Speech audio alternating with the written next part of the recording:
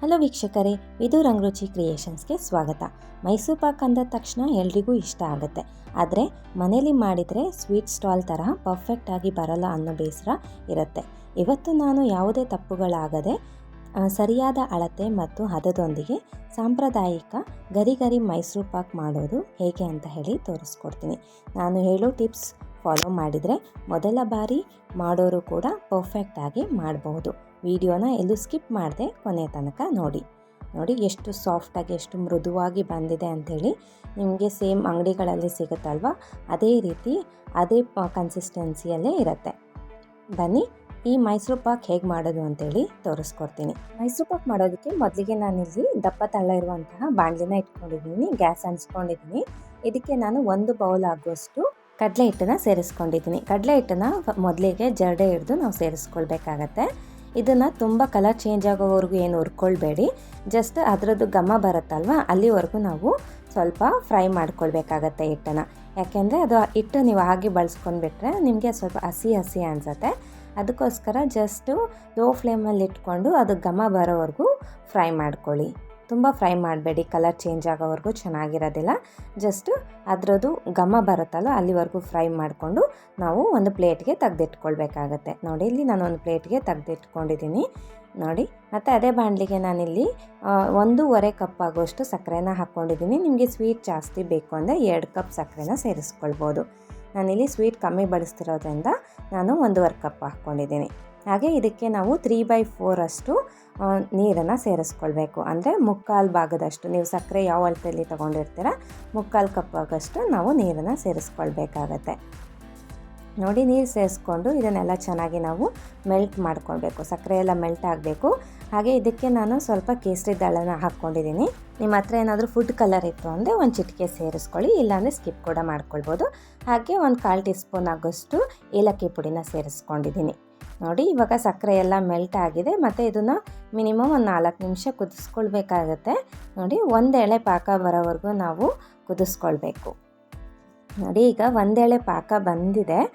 ಈಗ ಇದಕ್ಕೆ ನಾನು ಕಡಲೆ ಹಿಟ್ಟು ಹುರ್ಕೊಂಡಿದ್ವಲ್ಲ ಅದನ್ನು ಸೇರಿಸ್ಕೊಳ್ಬೇಕಾಗತ್ತೆ. ನೋಡಿ, 1 ಎಳೆ ಪಾಕ ಬಂದಮೇಲೆ ಇದಕ್ಕೆ ನಾನು ಕಡಲೆ ಹಿಟ್ಟನ್ನು ಸೇರಿಸ್ಕೊಳ್ತಿದ್ದೀನಿ. ಕಡಲೆ ಹಿಟ್ಟು ಸೇರಿಸಿ ತಕ್ಷಣ ನೀವು ಮಿಕ್ಸ್ ಮಾಡ್ಕೊಳ್ಬಿಡ್ಬೇಕು. ಇದಕ್ಕೆ ನೀವು ಯಾವುದೇ ಗಂಟಿಲ್ದಂಗೆ ಚೆನ್ನಾಗಿ ಮಿಕ್ಸ್ ಮಾಡ್ಕೊಳ್ಬೇಕು. ನೋಡಿ, ಸಕ್ಕರೆ ಪಾಕದೊಳಗಡೆ ಚೆನ್ನಾಗಿ ನಾವು ಗಂಟಿಲ್ದಂಗೆ ಈ ಥರ ಕೈ ಆಡ್ತಾನೆ ಇರಬೇಕಾಗತ್ತೆ. ಗಂಟು ಆಗಿಬಿಟ್ರೆ ಚೆನ್ನಾಗಿ ಬರೋದಿಲ್ಲ. ನೋಡಿ, ಈ ರೀತಿ ನಾನು ವಿಸ್ಕರಲ್ಲಿ ಚೆನ್ನಾಗಿ ಗಂಟಿಲ್ದಂಗೆ ಮಿಕ್ಸ್ ಮಾಡ್ಕೊಳ್ತಾ ಇದ್ದೀನಿ. ಇದಿಲ್ಲ ಅಂದರೆ ನೀವು ಮಾಮೂಲಿ ಸ್ಪೂನಲ್ಲೂ ಕೂಡ ಮಿಕ್ಸ್ ಮಾಡ್ಕೊಳ್ಬೋದು. ನೋಡಿ, ಈ ರೀತಿ ನಾನು ನೀಟಾಗಿ ಗಂಟಿಲ್ದಂಗೆ ಮಿಕ್ಸ್ ಮಾಡ್ಕೊಂಡಿದ್ದೀನಿ. ಲೋ ಫ್ಲೇಮಲ್ಲಿ ಇಟ್ಕೊಂಡೇ ಮಾಡ್ಕೊಳ್ಳಿ. ನೀವು ಹೈ ಫ್ಲೇಮಲ್ಲಿ ಇಟ್ಕೊಂಡ್ರೆ ತಳ ಹಿಡಿಯೋ ಸಾಧ್ಯತೆ ಇರುತ್ತೆ. ಅದಕ್ಕೆ ಲೋ ಫ್ಲೇಮಲ್ಲಿ ಇಟ್ಕೊಂಡೇ ಮಾಡ್ಕೊಳ್ಳಿ. ನೋಡಿ, ಇವಾಗ ನಾನು ಫಸ್ಟು ಚೆನ್ನಾಗಿ ಮಿಕ್ಸ್ ಮಾಡಿಕೊಂಡು ಇವಾಗ ನಾನು ಚುಚ್ಕದಲ್ಲಿ ಮಿಕ್ಸ್ ಮಾಡ್ಕೊಳ್ತಾ ಇದ್ದೀನಿ. ನೋಡಿ, ಈ ರೀತಿ ನಾವು ಗಂಟಿಲ್ದಂಗೆ ಕೈ ಆಡ್ತಾನೆ ಇರಬೇಕಾಗತ್ತೆ. ಇಲ್ಲ ಅಂದರೆ ನೀವು ಕೈ ಆಡಲಿಲ್ಲ ಅಂದರೆ ಕೆಳಗಡೆ ತಳ ಹಿಡ್ಬಿಡತ್ತೆ. ಈಗ ಇದಕ್ಕೆ ನಾನು 1 ಕಪ್ ಆಗೋಷ್ಟು ತುಪ್ಪನ ಸೇರಿಸ್ಕೊಳ್ತಾ ಇದ್ದೀನಿ. ನೀವು ತುಪ್ಪ ಬದಲಿಗೆ ಬರೀ ಎಣ್ಣೆಯಲ್ಲೇ ಕೂಡ ಮಾಡ್ಕೊಳ್ಬೋದು. ಬಟ್ ಬರೀ ಎಣ್ಣೆ ಆಗುತ್ತೆ ಅಂತೇಳಿ ನಾನು ಇಲ್ಲಿ 1 ಕಪ್ ಆಗೋಷ್ಟು ತುಪ್ಪನ ಸೇರಿಸ್ಕೊಳ್ತಾ ಇದ್ದೀನಿ. ತುಪ್ಪ ಹಾಕ್ಕೊಂಡ್ರೂ ಕೂಡ ನಿಮಗೆ ಒಳ್ಳೆ ಟೇಸ್ಟ್ ಬರುತ್ತೆ. ನೋಡಿ, ತುಪ್ಪ ಹಾಕ್ಕೊಂಡು ಇದನ್ನೆಲ್ಲ ಚೆನ್ನಾಗಿ ನಾವು ಮಿಕ್ಸ್ ಮಾಡ್ಕೊಳ್ತಾ ಇರಬೇಕು. ನಿಮಗೆ ಮೊದಲಿಗೆ ಅಲ್ಲಿ ತುಪ್ಪ ಜಾಸ್ತಿ ಅನಿಸುತ್ತೆ, ಬಟ್ ಇಲ್ಲ, ಕರೆಕ್ಟ್ ಆಗುತ್ತೆ. ಇದನ್ನು ಚೆನ್ನಾಗಿ ಕುದಿಬೇಕು. ಕಡಲೆ ಹಿಟ್ಟೆಲ್ಲ ಚೆನ್ನಾಗಿ ತುಪ್ಪನ ಹೀರ್ಕೊಳ್ಳುತ್ತೆ. ಇದು ನಾವು ಚೆನ್ನಾಗಿ ಕುದಿಸ್ತಾ ಗಟ್ಟಿ ಆಗ್ತಾ ಬರುತ್ತೆ. ನೋಡಿ, ಇನ್ನು ಇದಕ್ಕೆ ನಾವು ಎಣ್ಣೆನೂ ಕೂಡ ಸೇರಿಸ್ಕೊಳ್ತೀನಿ.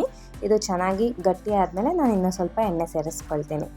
ನೋಡಿ, ಏನಿಲ್ಲ ಅಂದರೂ 1 ಕಪ್ ಕಡಲೆ ಹಿಟ್ಟಿಗೆ ನೀವು 2 ಕಪ್ ಎಣ್ಣೆ ಅಥವಾ ತುಪ್ಪನ ಸೇರಿಸ್ಕೊಳ್ಬೇಕಾಗತ್ತೆ. ಅಥವಾ ನೀವು 1 ಕಪ್ ತುಪ್ಪ 1 ಕಪ್ ಎಣ್ಣೆ ಕೂಡ ಸೇರಿಸ್ಕೊಳ್ಬೋದು.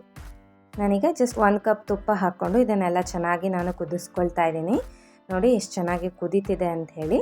ಇದನ್ನು ಕೈ ಬಿಡ್ದಂಗೆ ನಾವು ತಿರುಗಿಸ್ತಾನೆ ಇರಬೇಕಾಗತ್ತೆ. ನೋಡಿ, ಕೈ ಬಿಡ್ದಂಗೆ ನಾನು ಇದನ್ನೆಲ್ಲ ಚೆನ್ನಾಗಿ ಕುದಿಸ್ಕೊಳ್ತಾ ಇದ್ದೀನಿ. ಈಗ ಇದಕ್ಕೆ ನಾನು ಒಂದು ಅರ್ಧ ಕಪ್ ಆಗೋಷ್ಟು ಎಣ್ಣೆನ ಹಾಕ್ಕೊಳ್ತಿದ್ದೀನಿ. ನೋಡಿಕೊಂಡು ನೀವು ಎಣ್ಣೆನ ಸೇರಿಸ್ಕೊಳ್ತಾ ಹೋಗಿ. ಮಿನಿಮಮ್ 2 ಕಪ್ ಆದರೂ ಸೇರಿಸ್ಕೊಳ್ಬೇಕಾಗತ್ತೆ. ನೋಡಿ, ನಾನಿಲ್ಲಿ ಒಂದು ಅರ್ಧ ಕಪ್ ಎಣ್ಣೆ ಹಾಕ್ಕೊಂಡು ಚೆನ್ನಾಗಿ ಮಿಕ್ಸ್ ಮಾಡ್ಕೊಳ್ತಾ ಇದ್ದೀನಿ. ಕೈ ಬಿಡ್ದಂಗೆ ನಾವು ಚೆನ್ನಾಗಿ ತಿರುಗಿಸ್ಕೊಳ್ತಾ ಕುದಿಸ್ಕೊಳ್ಬೇಕಾಗತ್ತೆ.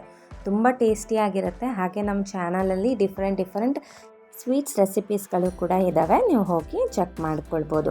ಹಾಗೆ ನಮ್ಮ ಚಾನಲ್ನ ಯಾರಾದರೂ ಹೊಸಬ್ರು ನೋಡ್ತಾ ಇದ್ದರೆ ಸಬ್ಸ್ಕ್ರೈಬ್ ಮಾಡ್ಕೊಳ್ಳಿ. ಹಾಗೆ ವಿಡಿಯೋ ಇಷ್ಟ ಆದರೆ ಲೈಕ್ ಆ್ಯಂಡ್ ಶೇರ್ ಮಾಡೋದನ್ನ ಮರಿಬೇಡಿ. ನೋಡಿ ಇವಾಗ ಇದು ಸ್ವಲ್ಪ ಗಟ್ಟಿ ಆಗ್ತಾ ಬರ್ತಿದೆ. ನೋಡಿ ಈ ರೀತಿ ರಿಬ್ಬನ್ ಥರ ಬರಬೇಕು. ನಾವು ಹಿಂಗೆ ಸ್ವಲ್ಪ ತಗೊಂಡು ಹಿಂಗೆ ಬಿಟ್ಟರೆ ರಿಬ್ಬನ್ ಥರ ಬರಬೇಕು. ಆ ಕನ್ಸಿಸ್ಟೆನ್ಸಿಗೆ ಬರೋವರೆಗೂ ನಾವು ಚೆನ್ನಾಗಿ ಕುದಿಸ್ಕೊಳ್ಬೇಕಾಗತ್ತೆ. ನೋಡಿ ಮತ್ತು ಸ್ವಲ್ಪ ತಳನೂ ಕೂಡ ಬಿಡುತ್ತಾ ಇದೆ, ನೀವು ನೋಡ್ತಿರ್ಬೋದು ವಿಡಿಯೋದಲ್ಲಿ. ಈ ರೀತಿ ಸ್ಪೂನಲ್ಲಿ ಹಿಂಗೆ ಅಂತ ಇದ್ದರೆ ನಿಮಗೆ ತಳ ಕೂಡ ಬಿಟ್ಟಿದೆ. ಮತ್ತು ಹಿಂಗೆ ತಗೊಂಡು ಬಿಟ್ಟಾಗ ನಿಮಗೆ ಎಲ್ಲೂ ಕಟ್ ಆಗಬಾರ್ದು, ಈ ರೀತಿ ರಿಬ್ಬನ್ ಥರ ಬೀಳಬೇಕಾಗತ್ತೆ, ಸ್ವಲ್ಪ ಹೆವಿಯಾಗಿ ಬೀಳಬೇಕಾಗತ್ತೆ. ಅಲ್ಲಿವರೆಗೂ ಚೆನ್ನಾಗಿ ಕುದಿಸ್ಕೊಂಡು ಗ್ಯಾಸ್ ಸ್ಟವ್ನ ಆಫ್ ಮಾಡಿಕೊಂಡ್ರೆ ರೆಡಿ ಆಗುತ್ತೆ. ನೋಡಿ ಇವಾಗ ಗ್ಯಾಸ್ ಸ್ಟವ್ ಆಫ್ ಮಾಡಿಕೊಂಡು ತುಪ್ಪ ಹಚ್ಚಿರುವಂತಹ ತಟ್ಟೆಗೆ ನಾನು ಹಾಕ್ಕೊಳ್ತಾ ಇದ್ದೀನಿ. ನಿಮ್ಮ ಹತ್ರ ಕೇಕ್ ಎಲ್ಲ ಮಾಡ್ತೀರಲ್ವ, ಆ ಮೋಲ್ಡ್ ಏನಾದರೂ ಇತ್ತು ಅಂದರೆ ಅದರೊಳಗೂ ಕೂಡ ಹಾಕ್ಕೊಳ್ಬೋದು, ಅಥವಾ ತಟ್ಟೆಗೂ ಕೂಡ ಹಾಕ್ಕೊಂಡು ಈ ರೀತಿ ಶೇಪ್ ಕೊಟ್ಕೊಳ್ಳಿ. ನಾನಿಲ್ಲಿ ಬಾಕ್ಸ್ ಶೇಪಲ್ಲಿ ಈ ರೀತಿ ಮಾಡ್ಕೊಂಡಿದ್ದೀನಿ. ಈ ರೀತಿ ಮಾಡಿಕೊಂಡು ಒಂದು ಸ್ವಲ್ಪ ಹೊತ್ತು ಇದನ್ನು ರೆಸ್ಟ್ ಮಾಡೋಕ್ಕೆ ಬಿಡಬೇಕಾಗತ್ತೆ. ಇದನ್ನು ನಾನು ಒಂದು ಅರ್ಧ ಗಂಟೆ ಹಾಗೆ ಬಿಡ್ತೀನಿ. ಆಮೇಲೆ ನಾನು ಚಾಕುವಿನಿಂದ ಕಟ್ ಮಾಡ್ಕೊಳ್ತೀನಿ. ನೋಡಿ ಈ ರೀತಿ ಶೇಪ್ ಮಾಡಿಕೊಂಡು ಇದನ್ನು ರೆಸ್ಟ್ ಮಾಡೋಕ್ಕೆ ಬಿಡಬೇಕು. ನಿಮ್ಮ ಹತ್ರ ಮೌಲ್ಡ್ ಇತ್ತು ಅಂದರೆ ಮೌಲ್ಡಲ್ಲಿ ಹಾಕಿ ಕೂಡ ಬಿಡ್ಬೋದು. ನೋಡಿ ಇವಾಗ ನಾನು ಅರ್ಧ ಗಂಟೆ ಆದಮೇಲೆ ತೊಗೊಂಡಿದ್ದೀನಿ. ಎಷ್ಟು ಚೆನ್ನಾಗಿ ಹೊಂದ್ಕೊಂಡಿದೆ ಅಂತೇಳಿ ನೋಡ್ತಿರ್ಬೋದು. ನಿಮಗೆ ಯಾವ ಶೇಪಲ್ಲಿ ಬೇಕೋ ಆ ಶೇಪಲ್ಲಿ ಕಟ್ ಮಾಡ್ಕೊಳ್ಬೋದು. ನಾನು ಸೈಡಲ್ಲಿ ಇರೋದು ಸ್ವಲ್ಪ ತಕ್ಕೊಂಡು, ಅಂಗಡಿಗಳಲ್ಲಿ ಸಿಗುತ್ತಲ್ವ ಮೈಸೂರು ಪಾಕು ಸ್ವಲ್ಪ ಉದ್ದುದ್ದಕ್ಕೆ ಇರುತ್ತೆ, ನಾನು ಅದೇ ರೀತಿ ಕಟ್ ಮಾಡ್ಕೊಳ್ತಾ ಇದ್ದೀನಿ. ನೋಡಿ ಎಷ್ಟು ಚೆನ್ನಾಗಿ ಎಷ್ಟು ಸಾಫ್ಟಾಗಿ ಮೈಸೂರು ಪಾಕ್ ಕಟ್ ಆಗ್ತಿದೆ ಅಂತ ಹೇಳಿ. ಸ್ವಲ್ಪ ಬೆಚ್ಚಗಿದ್ದಾಗೆ ಕಟ್ ಮಾಡ್ಕೊಳ್ಳಿ. ನೋಡಿ ನಮ್ಮ ಅಪ್ಪಟ ಸ್ವೀಟ್ ಸ್ಟಾಲ್ ಶೈಲಿಯಲ್ಲಿ ಗರಿ ಗರಿ ಮೈಸೂರು ಪಾಕ್ ರೆಡಿಯಾಗಿದೆ ಅಂಥೇಳಿ. ನೋಡಿ ಎಷ್ಟು ಸಾಫ್ಟಾಗಿ ಒಳ್ಳೆ ಕನ್ಸಿಸ್ಟೆನ್ಸಿಯಲ್ಲಿ ಮೈಸೂರು ಪಾಕ್ ರೆಡಿಯಾಗಿದೆ ಅಂಥೇಳಿ ನೋಡ್ತಿರ್ಬೋದು ನೀವು ವಿಡಿಯೋದಲ್ಲಿ. ಸೇಮ್ ನಿಮಗೆ ಸ್ವೀಟ್ ಸ್ಟಾಲಲ್ಲಿ ಸಿಗುತ್ತಲ್ವ ಅದೇ ರೀತಿ ಬಂದಿದೆ.